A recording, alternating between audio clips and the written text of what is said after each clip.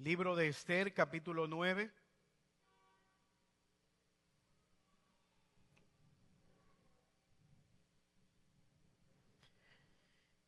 Los judíos destruyen a sus enemigos. Versículo 1, Esther 9. En el mes duodécimo, que es el mes de Adar, a los 13 días del mismo mes, cuando debía ser ejecutado el mandato del rey y su decreto, el mismo día en que los enemigos de los judíos esperaban enseñorearse de ellos, sucedió lo contrario, porque los judíos se enseñorearon de los que los aborrecían. Los judíos se reunieron en sus ciudades, en todas las provincias del rey Asuero, para descargar su mano sobre los que habían procurado su mal, y nadie los pudo resistir, porque el temor de ellos había caído sobre todos los pueblos. Y todos los príncipes de las provincias, los sátrapas, capitanes y oficiales del rey, apoyaron a los judíos porque el temor de Mardoqueo había caído sobre ellos. Pues Mardoqueo era grande en la casa del rey y su fama iba por todas las provincias. Mardoqueo iba engrandeciéndose más y más. Y asolaron los judíos y todos sus enemigos a filo de espada y con mortandad y destrucción. E hicieron con sus enemigos como quisieron. En Susa, capital del reino, mataron y destruyeron los judíos a 500 hombres. Mataron entonces a Parsandata, Dalfón, Aspata, Porata, Adalía, Aridata, Parmasta, Arisai, Aridai y Basaisa, Baisata, 10 hijos de Amán, hijos de Amedata, enemigos de los judíos, pero no tocaron sus bienes. El mismo día se le dio cuenta al rey acerca del número de los muertos en Susa, residencia real. Y dijo el rey a la reina Esther en Susa, capital del reino: los judíos han matado a 500 hombres y a 10 hijos de Amán. ¿Qué habrán hecho en las otras provincias del rey? ¿Cuál pues es tu petición? Y te será concedido. ¿O qué más en tu demanda? Y será hecho. Y respondió Esther: si place al rey, concédame también mañana a los judíos en Susa que hagan conforme a la ley de hoy, y que cuelguen en la horca a los 10 hijos de Amán. Y mandó el rey que se hiciese así. Se dio la orden en Susa y colgaron a los 10 hijos de Amán. Y los judíos que estaban en Susa se juntaron también el 14 del mes de Adar y mataron en Susa a 300 hombres, pero nunca tocaron sus bienes. En cuanto a los otros judíos que estaban en las provincias del rey, también se juntaron y se pusieron en defensa de su vida. Y descansaron de sus enemigos y mataron de sus contrarios a 75,000, pero no tocaron sus bienes. Esto fue en el día 13 del mes de Adar. Y reposaron en el día 14 del mismo, y lo hicieron día de banquete y de alegría. Pero los judíos que estaban en Susa se juntaron el día 13 y 14 del mismo mes, y el 15 del mismo reposaron, y lo hicieron día de banquete y de regocijo. Por tanto, los judíos aldeanos que habitaban en las villas sin muro hacen a los 14 del mes de Adar el día de alegría y de banquete, un día de regocijo, y para enviar porciones cada uno a su vecino. Y escribió Mardoqueo estas cosas y envió carta a todos los judíos que estaban en todas las provincias del rey Asuero, cercanos y distantes, ordenándoles que celebrasen el día 14 del mes de Adar y el 15 del mismo día cada año, como días en que los judíos tuvieron paz de sus enemigos, y como el mes que de tristeza se les cambió en alegría y el de luto en día bueno, que los hiciesen días de banquete y de gozo, y para enviar porciones cada uno a su vecino y dádivas a los pobres. Y los judíos aceptaron hacer según había comenzado lo que les escribió Mardoqueo. Porque Amán, hijo de Amedata, Agageo, enemigo de todos los judíos, había ideado contra los judíos un plan para destruirlos. Y había echado pur, que quiere decir suerte, para consumirlos y acabar con ellos.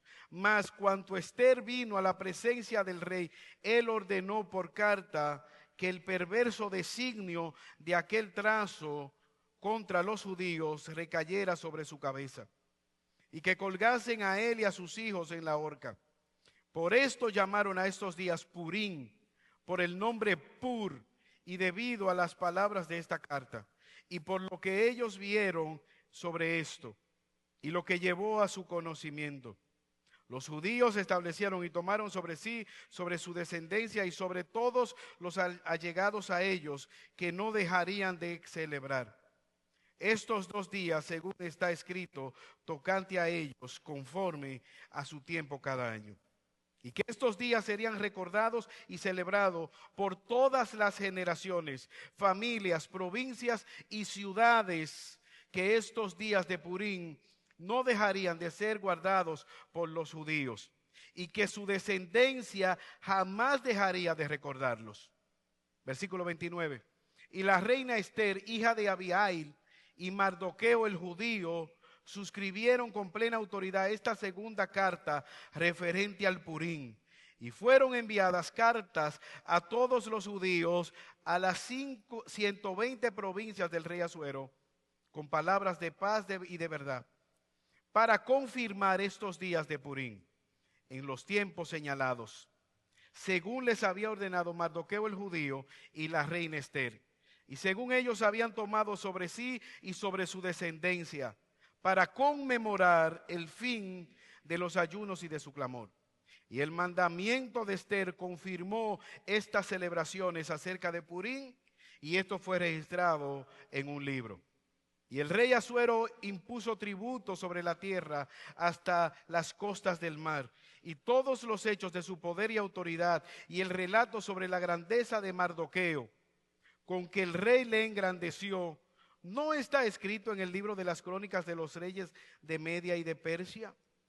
Porque Mardoqueo el judío fue el segundo después del rey Asuero, y grande entre los judíos, y estimado por la multitud de sus hermanos, porque procuró el bienestar de su pueblo, y habló paz para con todo su linaje.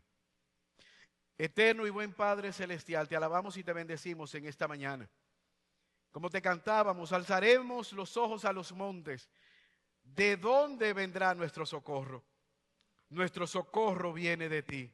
Tú eres, oh Dios eterno, nuestra esperanza, nuestro pronto auxilio en medio de las tribulaciones. En esta mañana te hemos alabado con los signos, con los cánticos. Permítenos adorarte, alabar tu nombre escuchando tu palabra.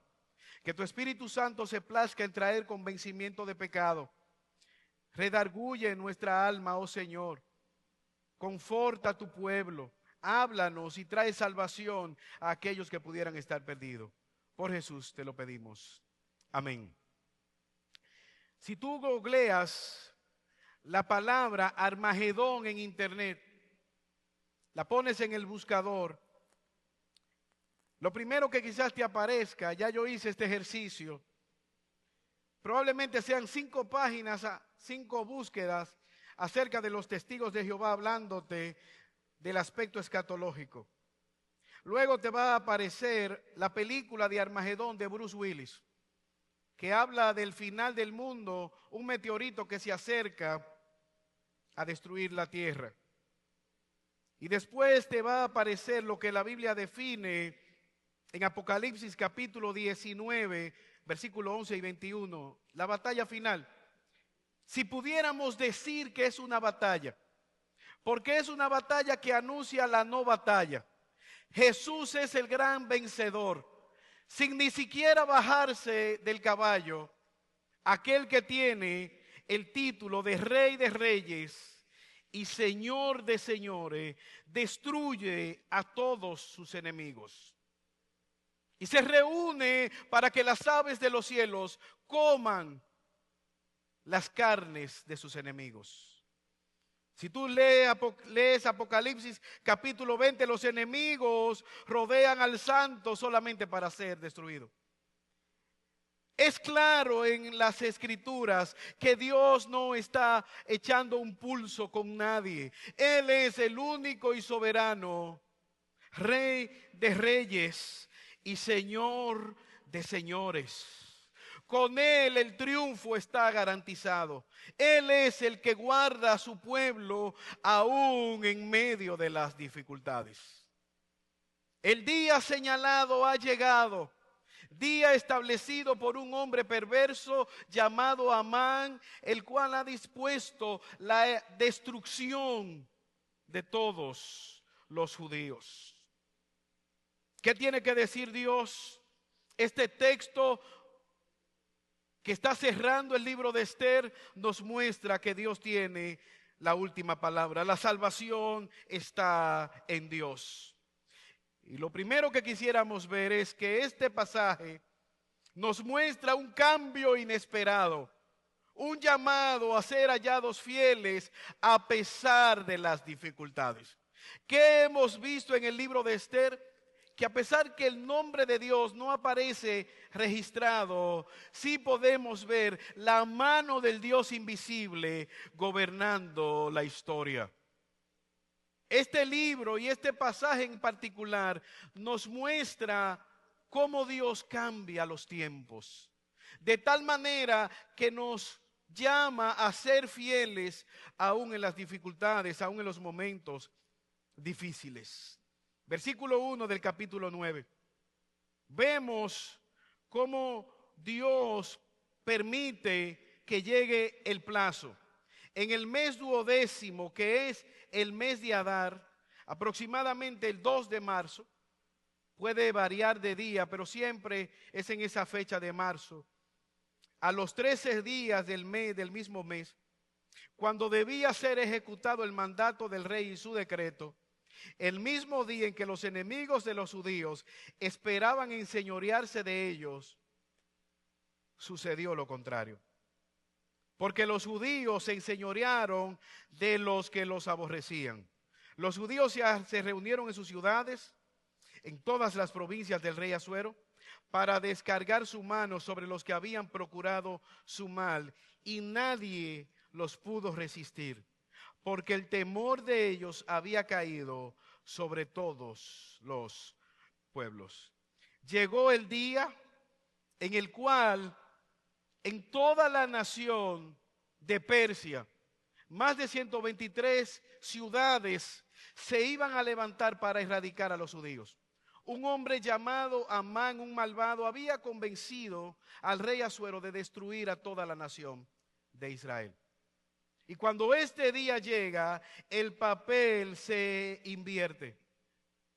Por la influencia de Dios, utilizando a Esther y a Mardoqueo, se había dado un decreto de que los judíos se defendieran. Y ellos se reunieron para defenderse. Ellos se atrincheraron, los judíos, para defenderse de sus enemigos. Y el día propuesto para su muerte fue el día que Dios cambió la historia y fue un día de vida y de celebración. Aquí vemos Esther y Mardoqueo siendo un instrumento de Dios para resolver algo que probablemente ocurrió por la desobediencia del rey Saúl. Dios le había ordenado a Saúl destruir a Agag y con él a todo su reino. Pero ¿qué hizo Saúl? Él dejó a Agag, el rey de los agagueos, vivo. Y aquí vemos la venganza de un hombre llamado Amán, agageo, en ira, en odio hacia el pueblo de Israel. Pero ¿qué nos muestra esto, hermanos? Que Dios tiene la última palabra. Ellos vinieron a destruir a los judíos para expropiarlos de sus bienes, a destruir, a asolar el pueblo de Dios. Pero Dios le dio la victoria a aquellos judíos que se estaban defendiendo. Ellos no son los que están buscando la muerte. Acordaos que la muerte ha llegado a la entrada de su casa y ellos están en legítima defensa procurando permanecer vivos. ¿Usted recuerda la historia de José? Cómo sus hermanos le vendieron, y José termina su vida diciendo: ustedes han planificado esto para mi mal y para mi destrucción, pero Dios lo ha tornado para mi bien. Usted recuerda la historia de Dios defendiendo a 3 jóvenes, Sadrach, Mesach y Abednego, en medio de una cultura perversa, en medio de la mano de un rey pagano llamado Nabucodonosor. Recordemos a Daniel siendo librado de la muerte, del peligro. Dios guarda a su pueblo aún en medio de las dificultades, y Él trastorna los planes del enemigo y lo torna en el bien de su pueblo. Eso mismo es lo que ha ocurrido en el libro de Esther. Vemos cómo por el capricho del rey Asuero, él destituye a la reina Vasti y providencialmente llama a la reina Esther. Y en la vida de Esther no estaba todo lo que Dios iba a hacer. Ella no conocía a plenitud el plan de Dios, que Dios la utilizaría para un momento particular, en un momento crítico de la historia, para llevar a cabo su plan. Hermanos, ese es el mismo Dios al cual tú y yo le servimos. Ese es el mismo Dios que gobierna nuestra historia. Por lo tanto, este texto está aquí para que tú y yo aprendamos a confiar en Dios, aprendamos a esperar en Dios.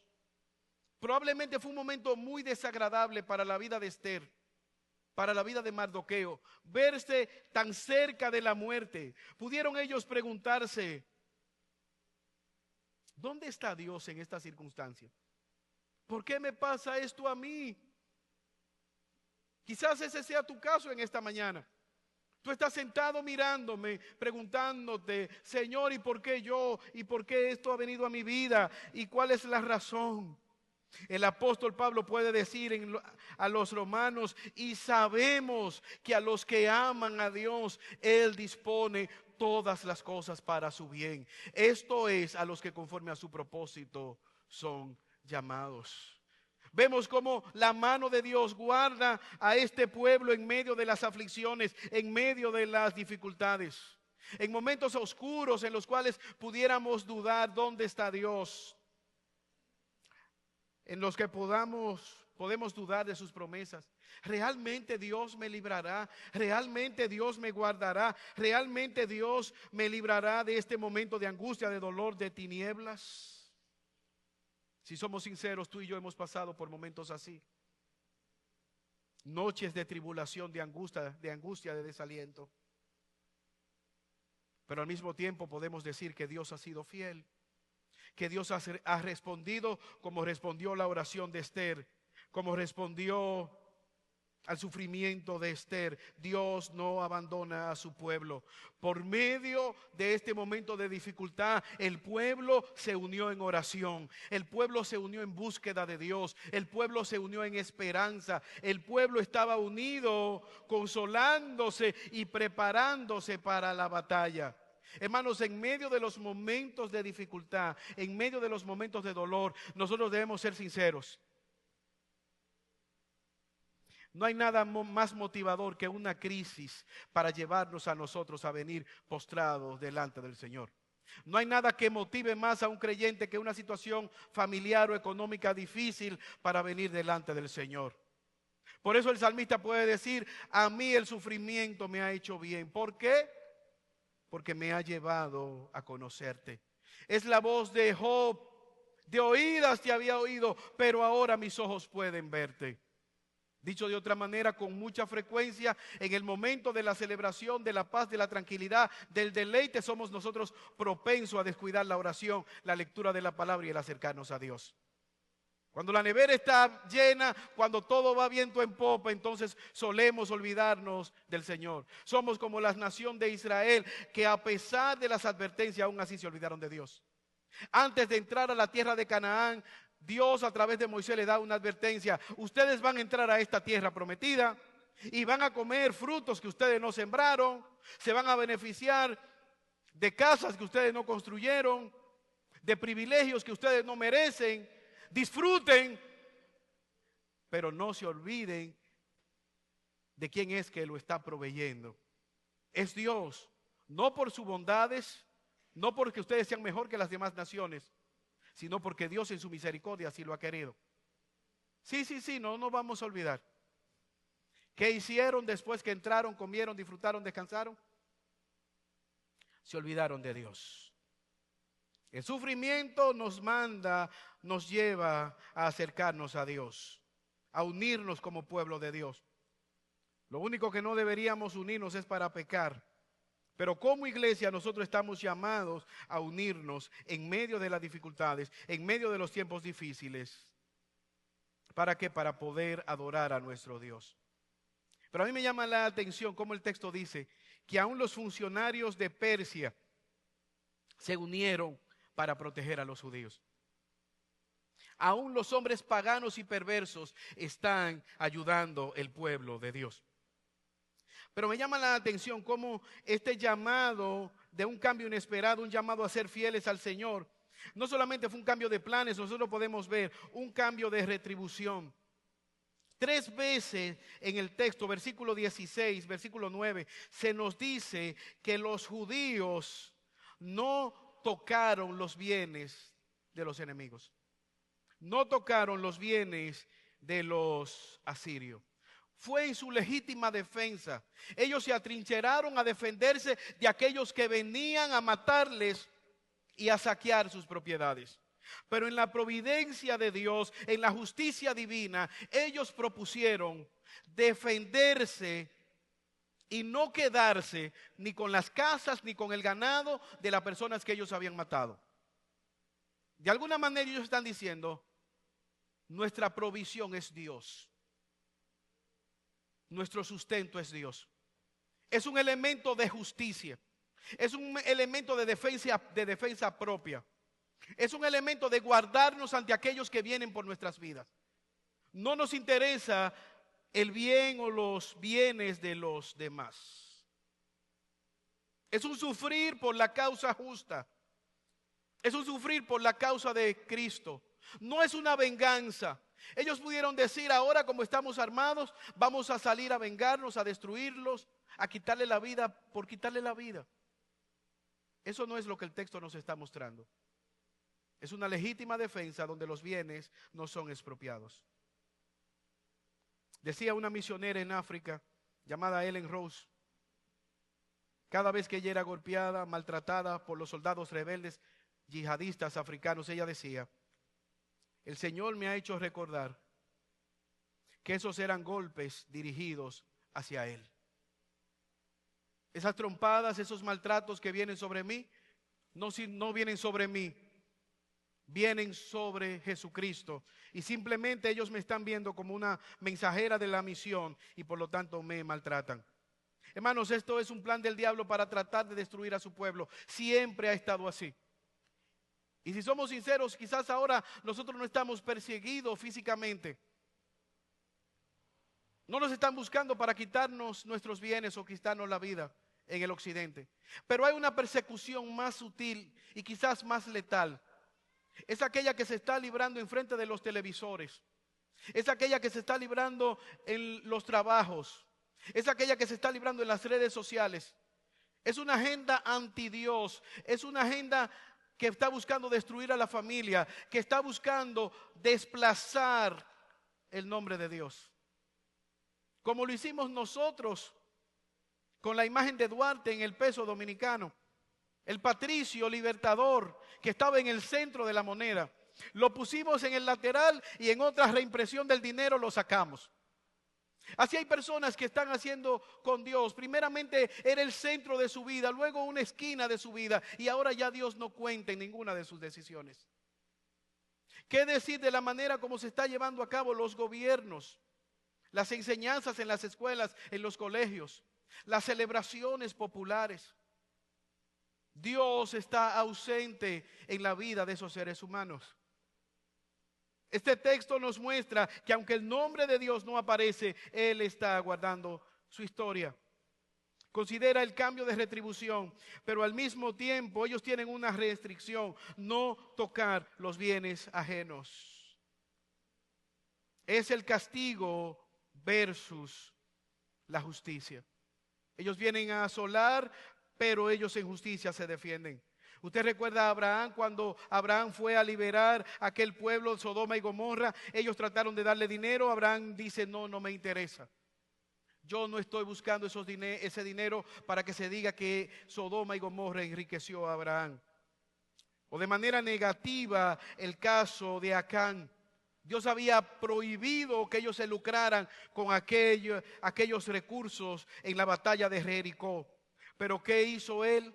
Acán, él vio un manto babilónico, vio unos lingotes y dijo, wow, esto se va a desperdiciar. ¿Cómo dejar estos recursos botados? Lo amó en su corazón y desobedeció a Dios tomando aquello que estaba prohibido. La avaricia, el robo, primeramente es un corazón insatisfecho en Dios. Todo pecado es un corazón insatisfecho en Dios que busca de manera pecaminosa satisfacer ese deseo que Dios debió satisfacer. La película del Hobbit en la comunidad del anillo. No sé cuántos de ustedes vieron esa película, pero el Hobbit que lleva un anillo perverso para ser destruido, él dice, ojalá no me hubiera tocado vivir en esta época. Ojalá no me hubiese tocado vivir a mí esta situación. Pero Gandalf, el mago, le responde, yo pienso lo mismo que tú y todos los que viven para ver estos tiempos difíciles. Pero eso no lo tienen que decidir ellos. Todo lo que tenemos que decidir es qué hacer con el tiempo que nos ha tocado. Fin de la cita. ¿Qué dice aquel hobbit? Ojalá a mí no me hubiese tocado esta misión. Dice Randolph en la película, a mí tampoco ni a nadie le hubiese gustado estar en esta circunstancia. Pero no es esa la pregunta que debemos hacernos. ¿Qué vamos a hacer con los tiempos que nos ha tocado? La pregunta no es que la batalla cultural, que la situación está difícil, que la crianza está dura. Esa no es la pregunta. La pregunta es cómo tú te vas a preparar a la luz de la palabra y la verdad de Dios para criar esos hijos que Dios te ha puesto en las manos. La pregunta no es quejarnos ante la oscuridad. La pregunta es cómo Dios nos va a ayudar para brillar en medio de las tinieblas. ¿Dónde está Dios para ayudarnos a vivir para su gloria? ¿Qué vamos a hacer con el mandato de ser sal y luz en un medio que necesita luz y que está en putrefacción? El pasaje nos muestra un gran cambio inesperado. El Señor nos llama a ser fieles donde nos ha tocado vivir.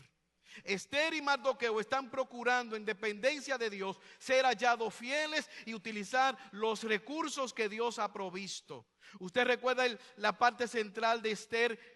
Cuidado si para este tiempo el Señor nos ha colocado en esta posición. Pero vemos un segundo elemento en el pasaje. Considera el llamado a celebrar. Que la celebración por la liberación nunca sea un ritual vacío. Ellos vencieron a los enemigos. Dios se glorificó dándole la victoria y ellos entonces celebran como pueblo de Dios. Versículo 17 al 28. Esto fue en el día 13 del mes de Adar y reposaron en el día 14 del mismo y lo hicieron día de banquete y de alegría. Pero los judíos que estaban en Susa se juntaron al día 13 y al 14 del mismo mes y el 15 del mismo reposaron y lo hicieron día de banquete y de regocijo. Por tanto, los judíos aldeanos que habitan en las villas sin muro hacen los 14 del mes de Adar el día de alegría y de banquete, un día de regocijo, para enviar porciones cada uno a su vecino. Y escribió Mardoqueo estas cosas y envió cartas a todos los judíos que estaban en todas las provincias del rey, cercanos y distantes, ordenándoles que celebrasen el día 14 del mes de Adar y el día 15 del mismo mes. Versículo 22, lee conmigo lo que dice. Como días en que los judíos tuvieron paz de sus enemigos y como el mes en que de tristeza se les cambió en alegría, que de luto en día bueno, que los hiciesen días de banquete y de gozo para enviar porciones cada uno a su vecino y dádivas a los pobres. Es un día de gozo y de celebración. Aquel día que fue lapidario, que fue diagnosticado como el último día del pueblo de Dios. Dios en su misericordia lo ha transformado en un día de celebración, en un día de gozo, en un día de alivio y de descanso.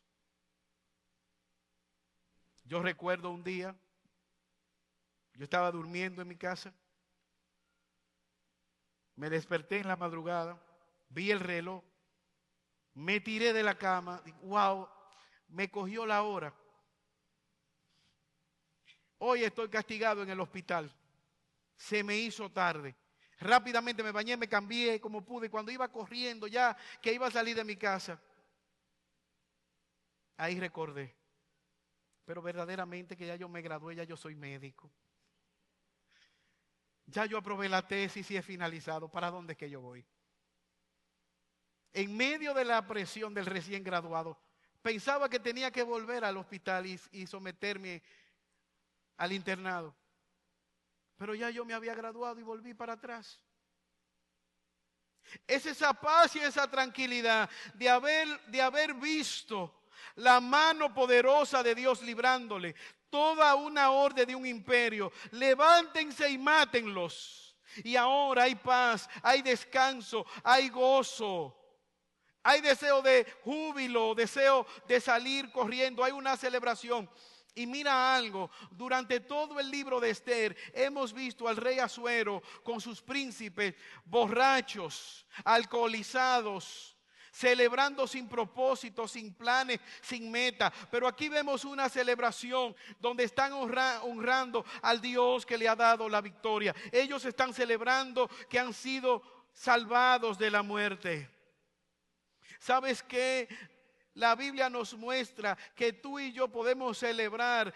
¿Sabes por qué? Porque Cristo en la cruz del Calvario nos ha librado de la muerte. Cristo nos ha librado de la condenación eterna. Cristo nos ha librado de la justa ira de Dios. Qué día tan glorioso cuando Cristo se apareció en medio de nuestra mortandad. Cuando Cristo se apareció a Saulo de Tarso camino a Damasco pensando que estaba agradando a Dios y era todo lo contrario. Cuando Cristo pudo salir al encuentro y decirle: Saulo, Saulo, ¿por qué me persigues? ¿Quién eres? Y él le dice: yo soy el Cristo, yo soy Jesús a quien tú estás persiguiendo. Esa no es la historia de Saulo, esa es la historia de tuya y mía, de cada creyente. Glorioso día cuando Cristo nos ha salvado. Yo te pregunto, amada iglesia, en esta mañana, ¿tienes motivos para celebrar? ¿Tienes tu motivo en Cristo para celebrar que Él te ha librado del pecado, de la muerte, de la condenación? Te ha unido a una iglesia local para que tú puedas cantarle. No importa el problema que tú puedas tener, Jesucristo es la solución. No importa cuán angustiada tú estés en esta mañana, si tú estás en Cristo, si Él lavó tus pecados, si tus cadenas han sido rotas, tú tienes motivo para gloriarte en el Dios de tu salvación. Wow. ¿Te imaginas la sonrisa de los niños, las mujeres, los jóvenes? El enemigo planeó mi muerte, pero estoy vivita y coleando y celebrando la liberación de Dios. La iglesia no está en manos de Satanás. La iglesia no está en manos del Estado. No importa cuán grande y perverso sean los mandatarios, cuántas tinieblas hay, la iglesia está en manos de Dios y por eso tenemos motivos para celebrar.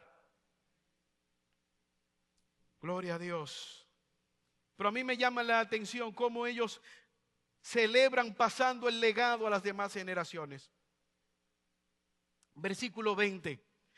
Y Mardoqueo escribió estas cosas y envió cartas a todos los judíos que estaban en todas las provincias del rey Asuero, cercanas y lejanas, ordenándoles que celebraran el día 14 del mes de Adar y el 15 como día de regocijo en el cual los judíos tuvieron paz de sus enemigos.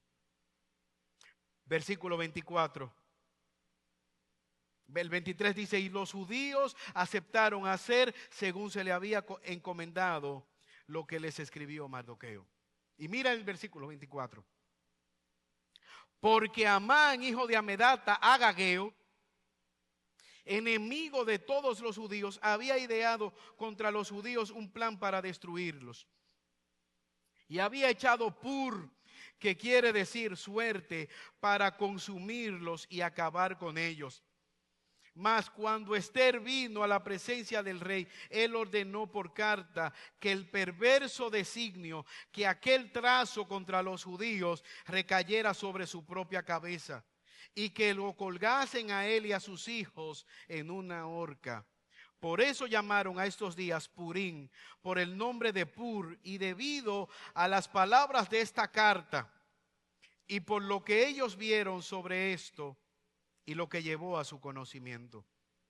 Y los judíos se establecieron y tomaron sobre sí, sobre su descendencia y sobre todos los allegados a ellos, que no dejarían de celebrar estos 2 días, según está escrito, tocante a ellos, conforme a su tiempo cada año.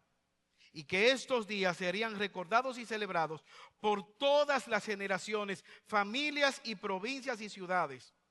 Que estos días de Purim no dejarían de ser guardados por los judíos y que su descendencia jamás dejaría de recordarle. Este año 2026 cayó el 2 de marzo. Todos los años ellos celebran el Purim, el día de la suerte. Amán echó suerte y los agoreros le dijeron que ese era el día en que él sería exitoso. Y ese fue el día en que Dios destruyó a todos los enemigos del pueblo de Israel. Mira cómo dice un escritor hablando de este pasaje: la suerte o el destino del pueblo de Dios no se deja al azar y no lo determina alguien como Amán echando suerte con sus dioses falsos. No solo Dios determina la suerte de su pueblo, el nombre recuerda al pueblo que es Dios. Y solo Dios quien determina cómo se desarrollan las cosas en el mundo. Fin de la cita.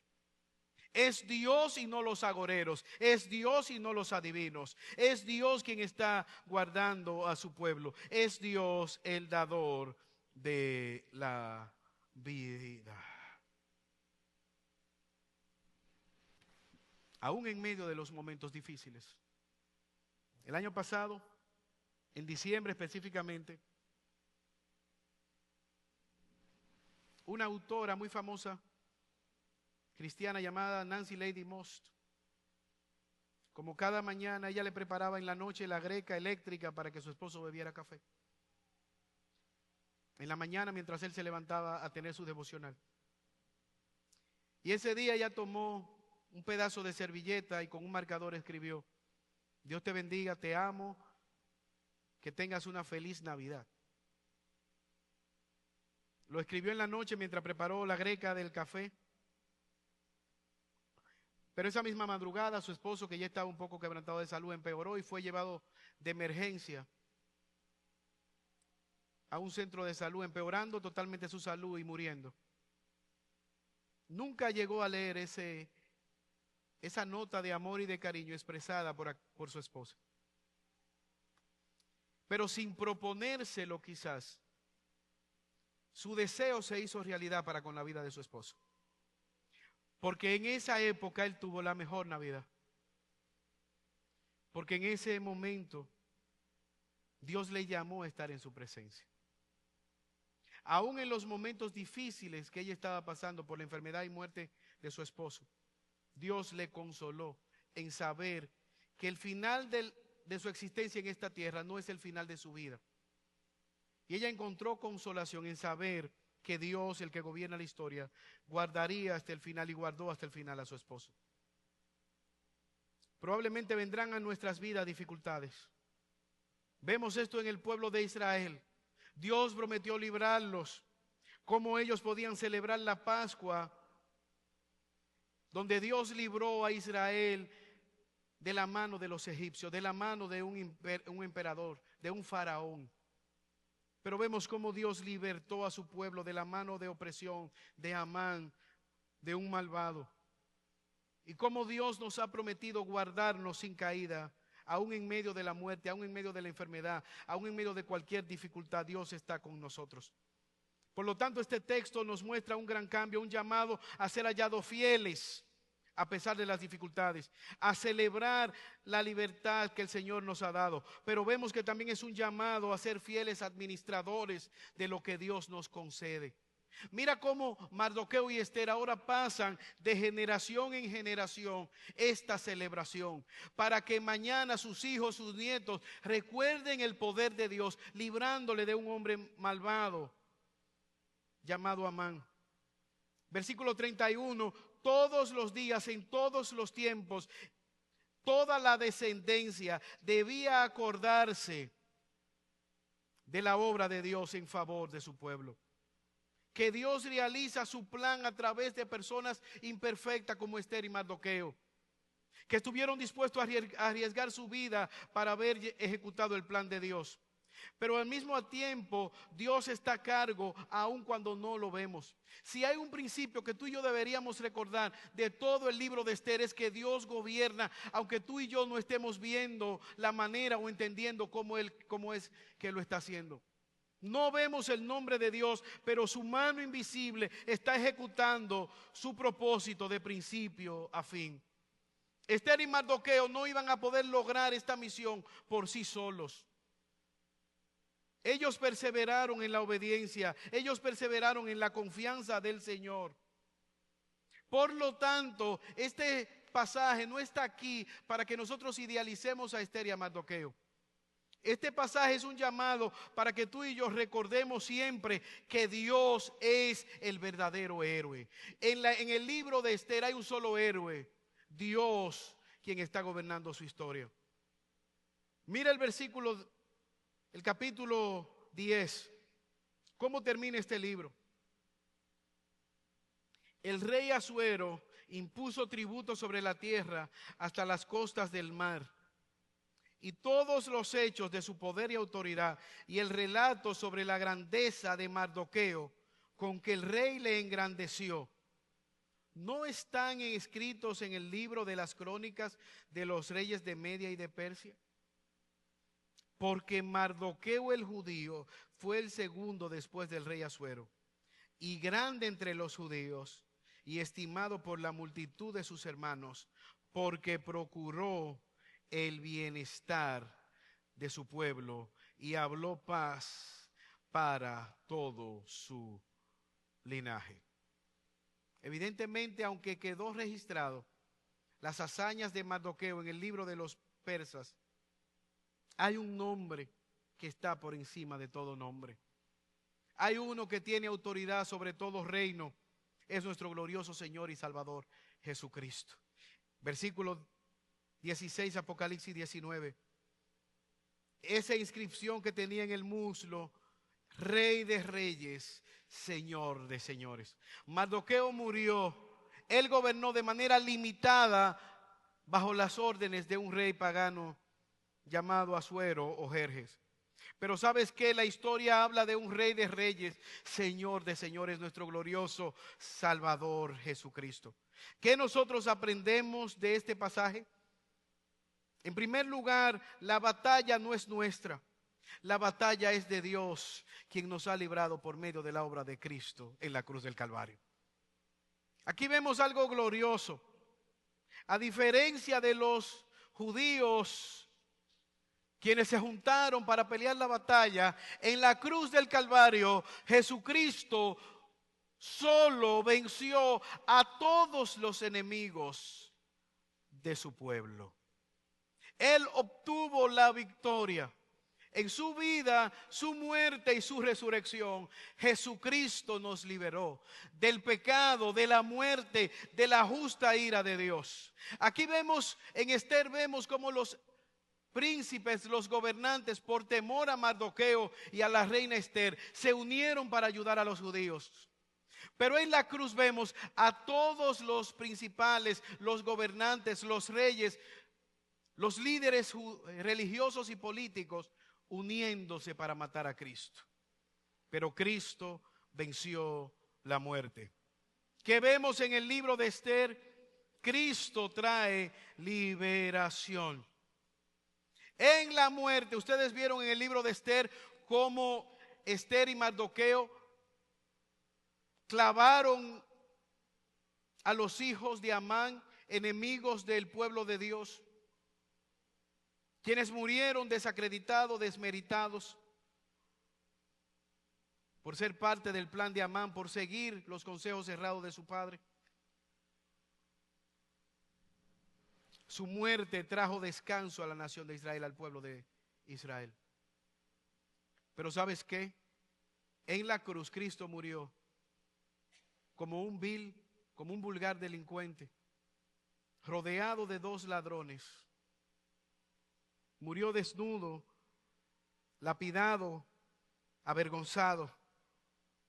¿Cuál es la razón? Traer esperanza a su pueblo. Por la muerte de los hijos de Amán como enemigos del pueblo de Dios, a Dios le plujo traer salvación, descanso a la nación de Israel. Por la muerte de Cristo en la cruz del Calvario, muriendo como un vulgar delincuente, tú y yo podemos tener paz, esperanza de la justa ira de Dios. Maldito aquel que muere colgado en un madero. Cristo se hizo maldición para que tú y yo hoy pudiéramos acercarnos confiadamente al trono de la gracia. La justa ira de Dios, el castigo que tú y yo merecemos, fue cargado sobre la cruz. La justa ira de Dios, hordas de juicio, hordas de pecado, fue cargado sobre los hombros de Cristo. El abandono de la cruz. Dios mío, ¿por qué tú me has desamparado? El grito de desamparo y el grito de consumación, tetelestai, pagado es. El precio fue pagado, no al diablo. Jesús no le debe nada a Satanás, a la justa ira de Dios, para que tú y yo podamos ser tratados como justos. Por eso Jesús dijo, bienaventurados los pobres en espíritu, porque de ellos es el reino de los cielos. ¿Qué es un pobre en espíritu? Es uno que se ve a sí mismo y puede ver su bancarrota espiritual. Es uno que se ve a sí mismo y no dice, pecador yo, hay gente más mala que yo, delinquiendo, vendiendo droga, asesinando. Yo no mato, yo no robo, ni fumo juca. Aquel que puede ver su bancarrota espiritual, ver sus propios pensamientos, ver el pecado en sí mismo, ver la maldad en su corazón y decir, miserable de mí, ¿quién me librará de este cuerpo caído? ¿Quién me librará del pecado? Y no solamente reconoce su maldad, sino que puede clamar a Jesús por esperanza. Es por eso en esta mañana que yo te ruego que si tú no te has acercado a Jesús, que si tú no le conoces como Señor y Salvador, no es simplemente diga, sí, yo sé que estoy mal. No es información acerca de tu pecado. Yo hablaba con alguien de un compañero de trabajo que tuve hace muchos años, profundamente atado al alcoholismo. El médico le dijo, si usted no abandona el alcohol, a lo máximo 6 meses de vida. Y literalmente esto me lo contó él mismo. Le dije, gracias doctor. Él le dijo al doctor, gracias. Gracias por ayudarme, gracias por acompañarme hasta aquí. Y no dejó de tomar alcohol y murió. Estalló literalmente su páncreas. Su pecado era mayor que el deseo de vivir. Él estaba de acuerdo con el diagnóstico que le había dado el médico, pero no estaba dispuesto a seguirlo. Hermanos, cuando hablamos del pecado, cuando hablamos de la justa ira de Dios, cuando hablamos del llamado al arrepentimiento, no es un llamado a información simplemente. ¿Qué vas a hacer a la luz de la eternidad? ¿Sabes que Esther, en Mardoqueo y todo ese pueblo murió? No simplemente queremos ser librados de algunas circunstancias difíciles, es de la justa ira de Dios. Porque hay un decreto mayor que pesa sobre los incrédulos, la justa ira de Dios. Es el clamor de un hombre que está en el infierno y puede decir, Abraham, manda a uno de esos muertos a mi casa, háblale, que les hable para que no vengan a este lugar de condenación. ¿Y qué dice Jesús que le dijo a Abraham, en los que algunos consideran una parábola, pero para otros no es una parábola? A Moisés y a los profetas tienen a ellos oír. Y algunos creen que no es una parábola porque así era como los judíos llamaban al Antiguo Testamento. Moisés para referirse a la ley, los profetas para referirse a los profetas y los escritos para referirse a los demás libros. ¿Qué está diciendo Abraham? Ellos tienen la predicación de la palabra. Ellos tienen el llamado al arrepentimiento. Hay personas que a veces pueden decir: no, yo voy a esperar la voz de Dios. ¿Qué tú estás esperando? ¿Un burro que te hable? ¿Que se te aparezca en una lata de salsa? Hoy es el llamado, hoy es el día propicio para que tú puedas levantarte. Señor, sálvame, perdona mis pecados y ayúdame a vivir para tu gloria. El mañana no está garantizado. Por eso la palabra de Dios nos dice: hijo mío, si tú escuchas mis palabras, no endurezca tu corazón.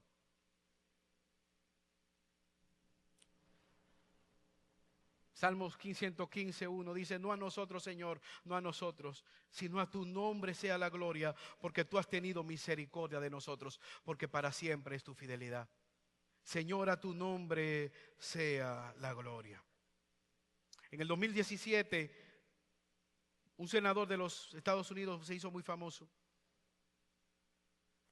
Él había peleado en una guerra, apellido McCain, John McCain, quizás alguno de ustedes lo recuerda.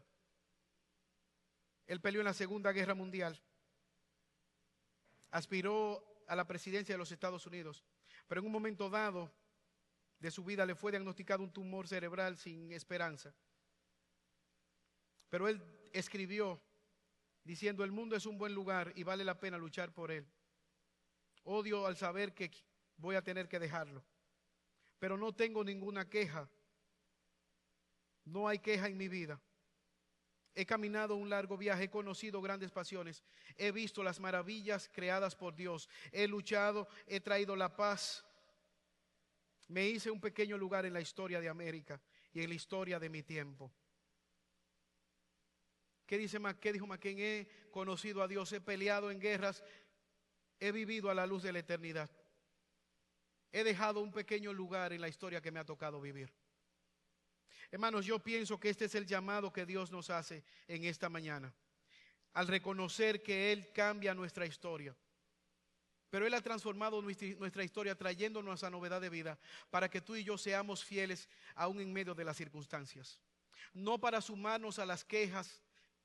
El mundo está malo, la situación está difícil, la crianza es difícil.